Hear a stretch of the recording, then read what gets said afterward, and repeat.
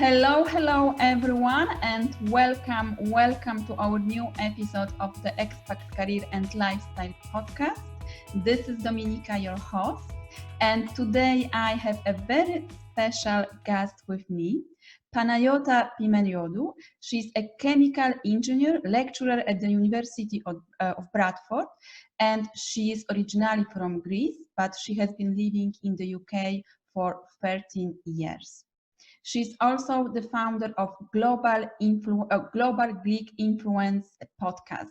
And today with Panagiota, we are going to speak about her international experience, her challenges, and about international life. So welcome to the podcast.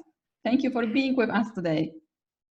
Thank you very much, Dominika, for accepting me in your beautiful podcast. Thank you very much. I am really happy to have you. Thank you for accepting the invitation. So please tell us more about your own international experience, how you started, and how did you move from sunny Greece to the rainy UK? It all started actually not just 13 years ago, but more than 20 years ago when I first moved to the UK to study chemical engineering. After graduating, I was just 22 years old and moved back to Greece, and soon realized I was very keen in an academic career.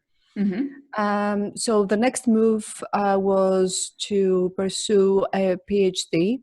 That was quite difficult at that time in Greece because I was a graduate from the UK.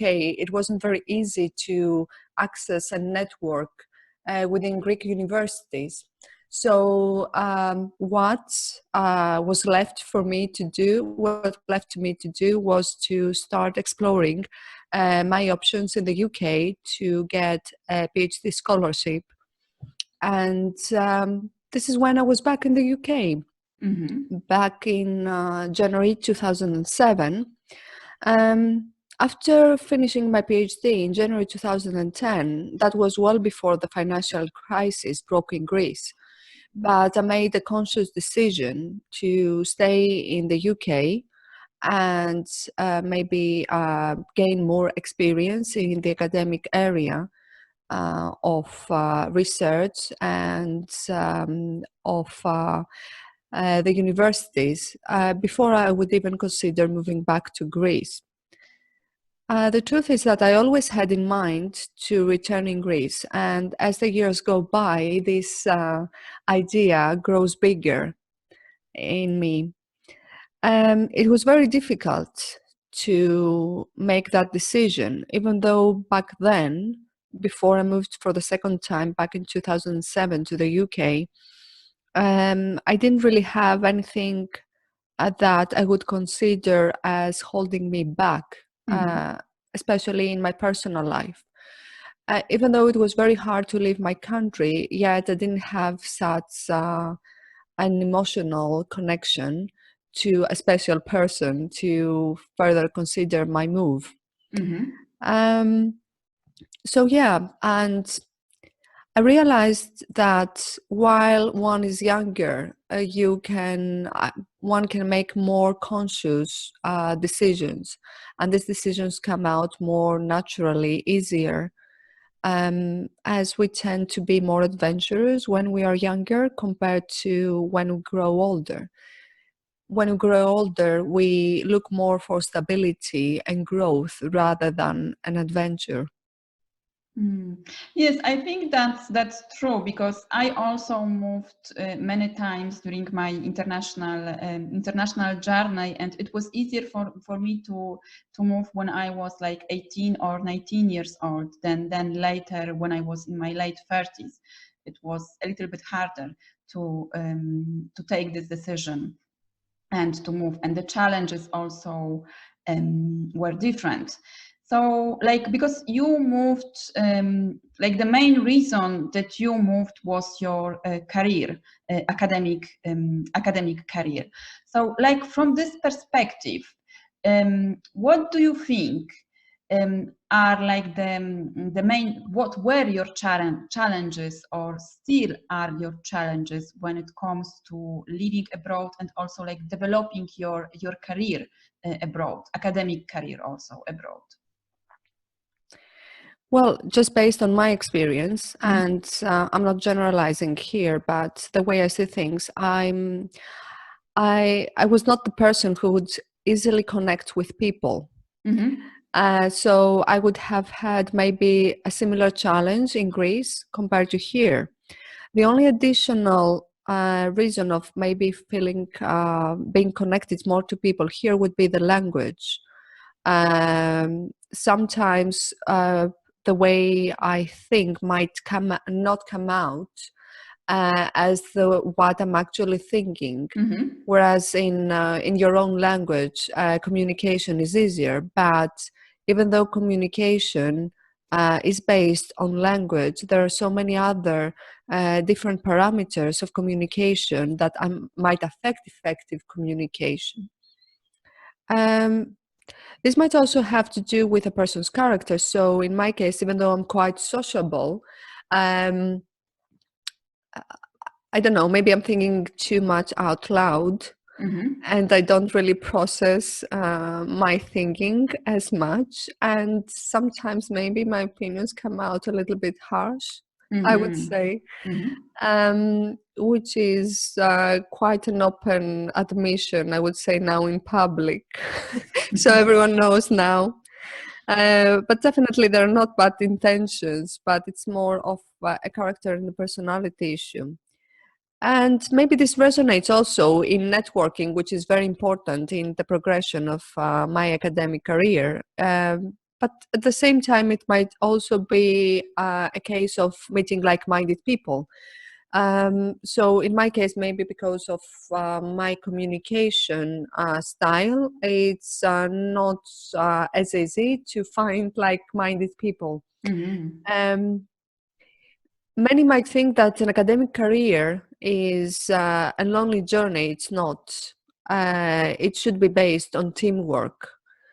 And it's very important to build the right team to progress. And it's similar in the personal life. I want to have a good team of people who surround me, and I'm part of that team. In general, I would say that when I was younger, I thought I could do it just by myself very well without really interacting as much with people because we might have different opinions. But as I grow older, I realized that it's okay to have people around you with different opinions as long as you have the same or similar goals.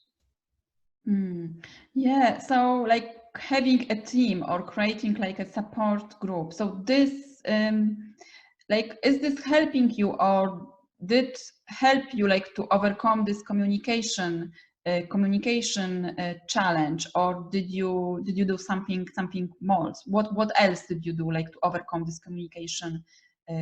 Which is challenging for everyone who is moving abroad and who is like developing a career or starting a business, because you are communicating in a completely different culture and language. So what to do like to overcome it?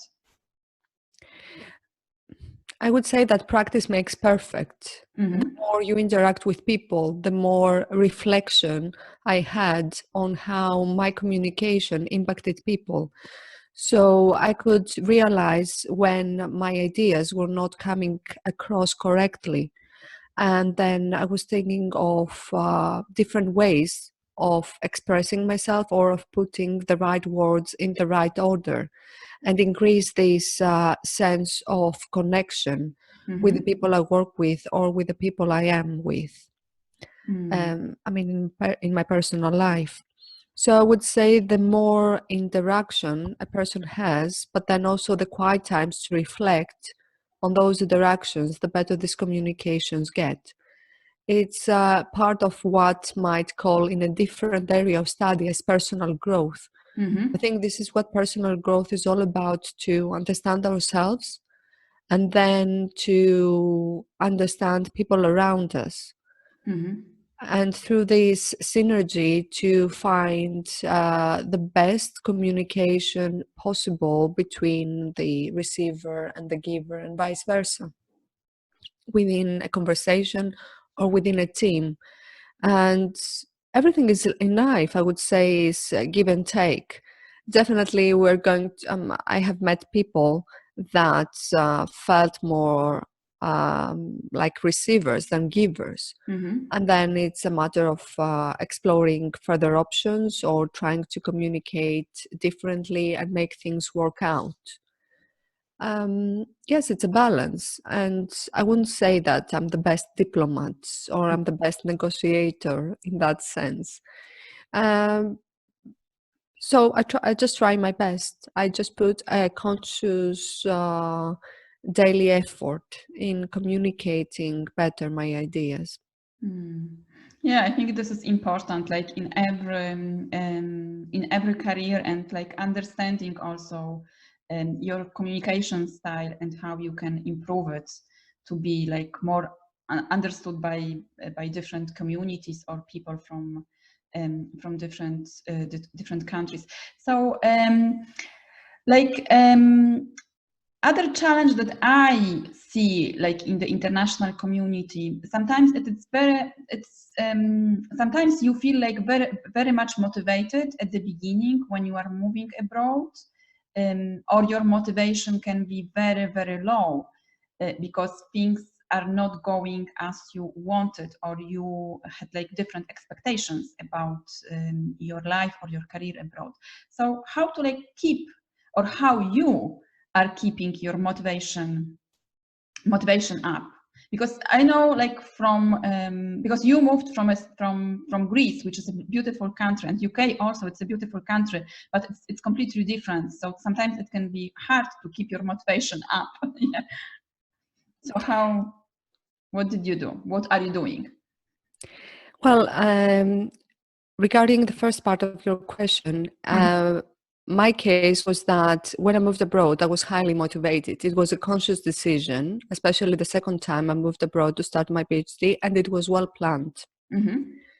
So since I had already had in mind my plan and I had the motivation in making this move, everything was perfect at the beginning. Other people might feel the need to move to another country because they have to, because of their financial position or because of maybe a political situation in a country. So it's completely different in the sense of what is the initial motivation that made you think of moving to a different country. In my case, it was a conscious decision, well planned, and everything was very good at the beginning. Then once I finished my PhD, I moved from that sense of being a freelance researcher without really having to do that many things that an academic does. I shifted to the academics professional lifestyle, which over the years changed in the UK. In the UK, largely, the academia has become teaching focused, which means that it's mostly about the satisfaction of students regarding the program they attend. So it doesn't mean that I always was highly motivated. I hit rock bottom many times. And it was very hard for me to start seeing again what was still good there for me.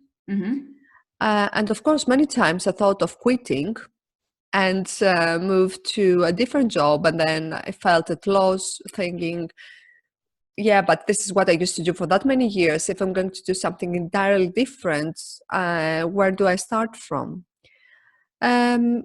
And then I started to look into the areas I haven't really explored much in my career, or the ones that were significant for me to continue having this career.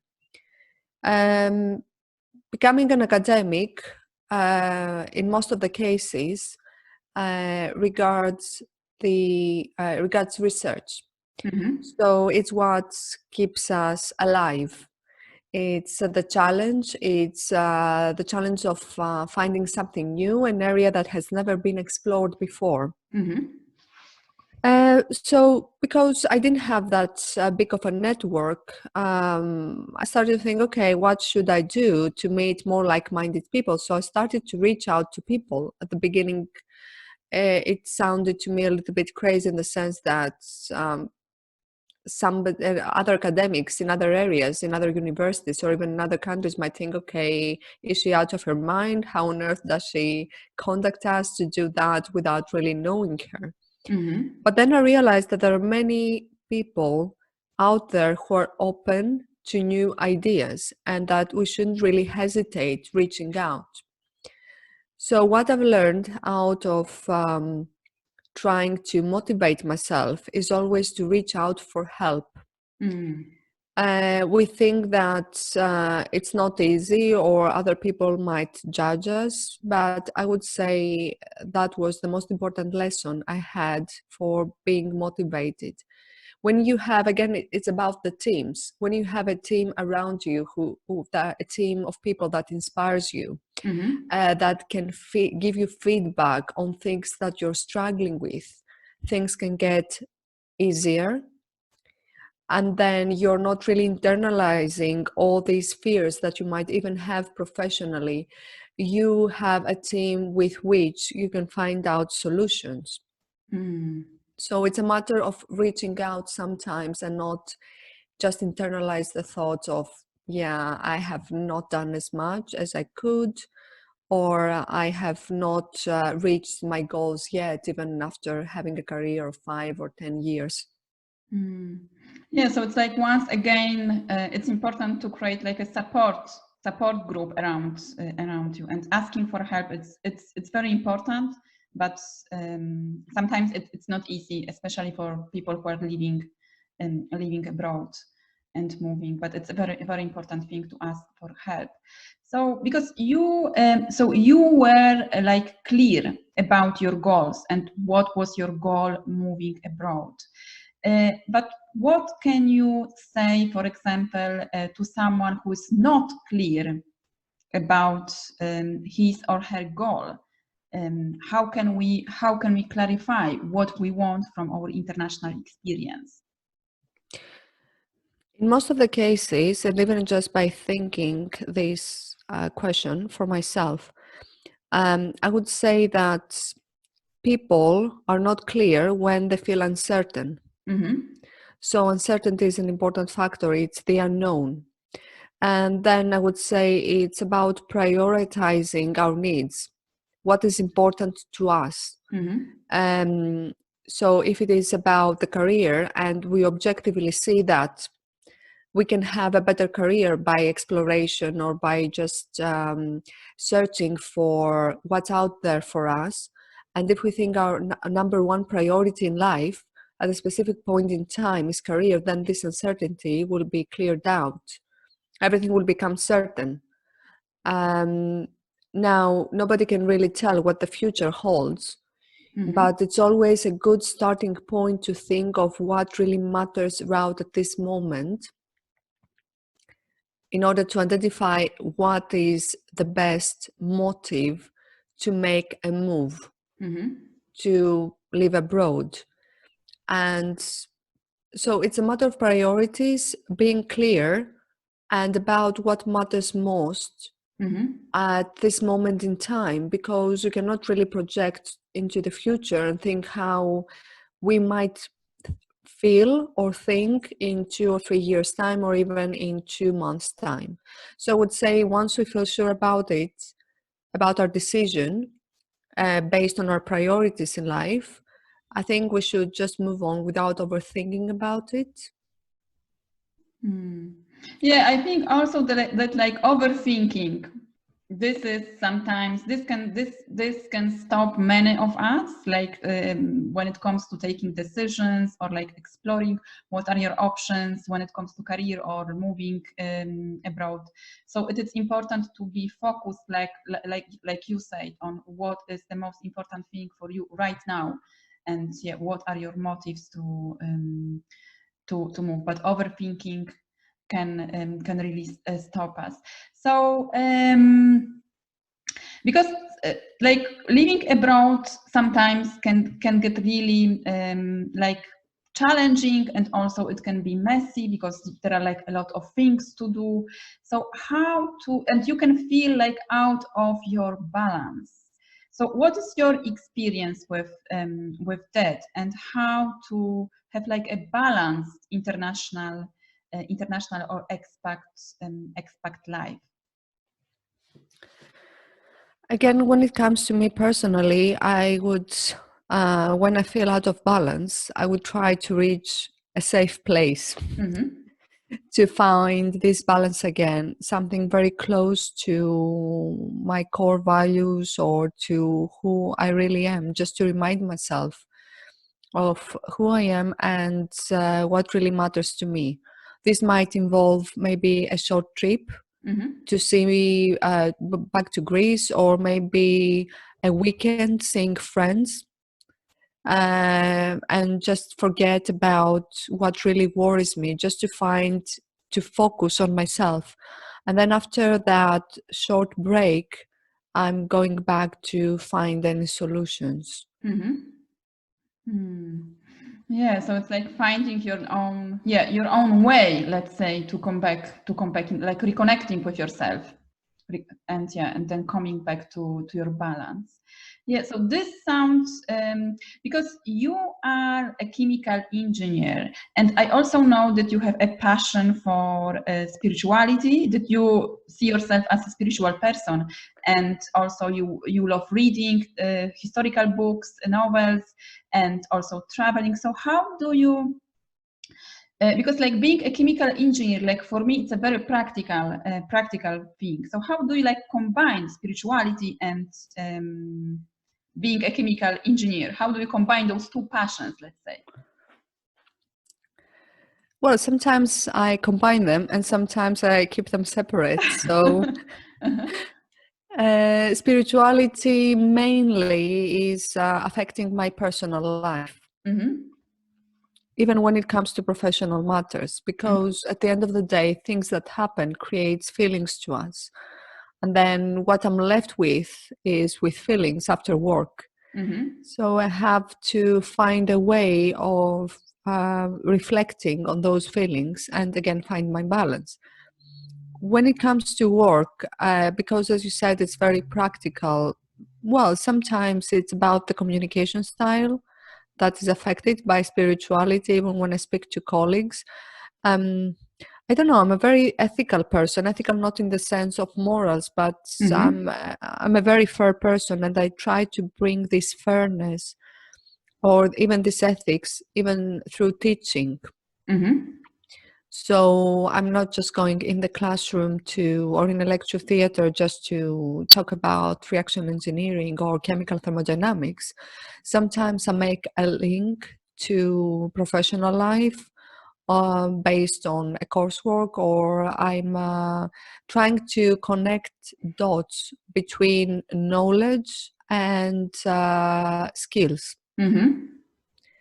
Of course, I don't go as deep as in spirituality as I would during my in my personal life, but I try to add a few elements, even though chemical engineering is far from the social sciences field. Yeah, so you can keep those passions like separately, and you can also like combine them in your work. So I like this, that you can connect also and connect the dots. Yes. It's So healing in a sense. Like if my combat field is chemical engineering, then when I come out of it, I need some healing. So I need something completely different on the other side of the spectrum, because I'm also human.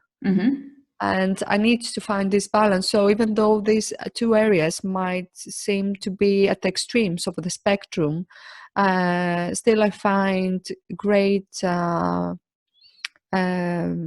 support in spirituality. Yeah, Yeah, so it's like creating this additional support for your passions.